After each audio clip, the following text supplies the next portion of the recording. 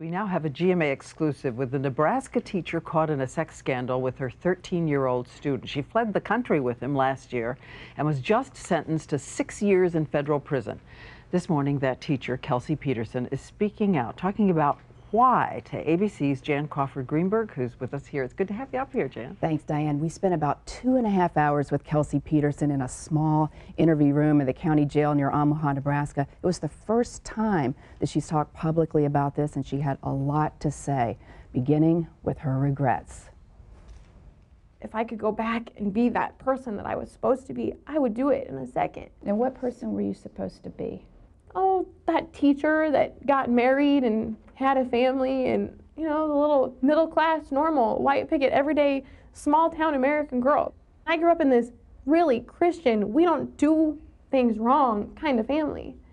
And that's all I wanted. And yet I made choice after choice after choice that didn't allow that. Those choices began when 25-year-old Kelsey Peterson started a sexual relationship with Fernando Rodriguez, a 12-year-old student with a crush. I remember him specifically asking me one day in the middle of class if I'd marry him.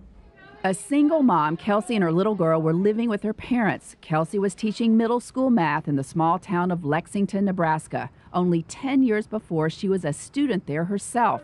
She quickly became a popular teacher.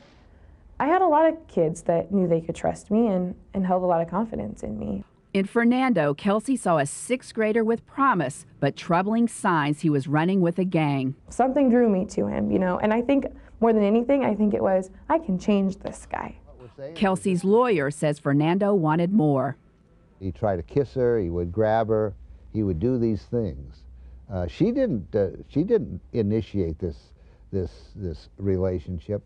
That young man did. Fernando began calling Kelsey on her cell phone. After she moved to Lexington, he started showing up at her house. I remember the first day he kissed me. I was shocked. I can remember thinking, whoa, like, this isn't, no. How old did you think he was? It would have been 13.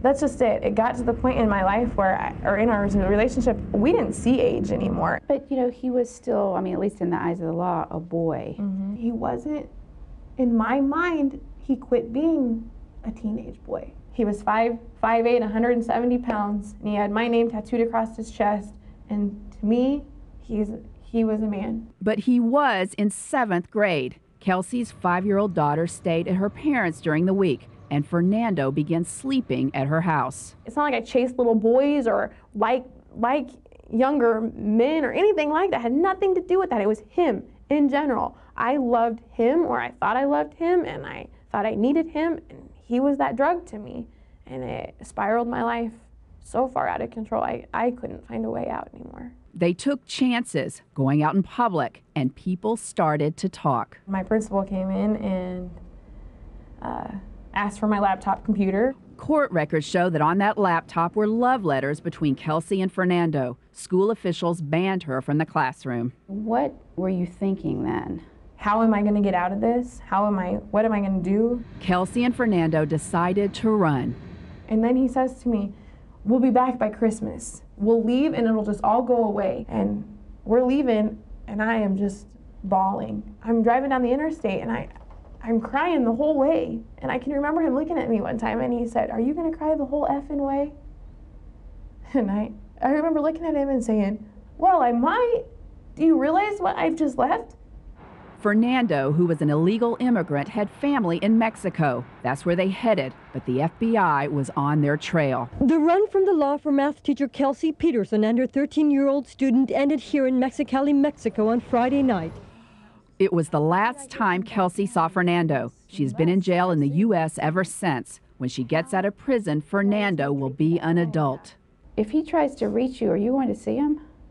I think that's probably my biggest fear right now. I pray that doesn't happen. Because, granted, there's no closure here.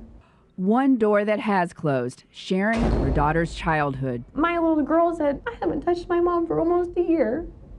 And when you think about that, like, she was my life. When Kelsey is released from prison, her daughter will be a teenager. That little girl, I owe her more apology than I can ever give.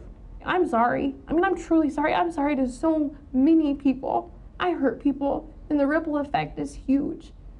And I am so sorry for that. And there's so many sorries I won't even be able to tell them all. Now, Kelsey will never teach again. She'll be a registered sex offender, but she has some advice for other young women teachers. Don't try to be friends with your students. The boys, she says, will confuse your interest, your concern for sexual interest. And she was 24 when this started. That's right.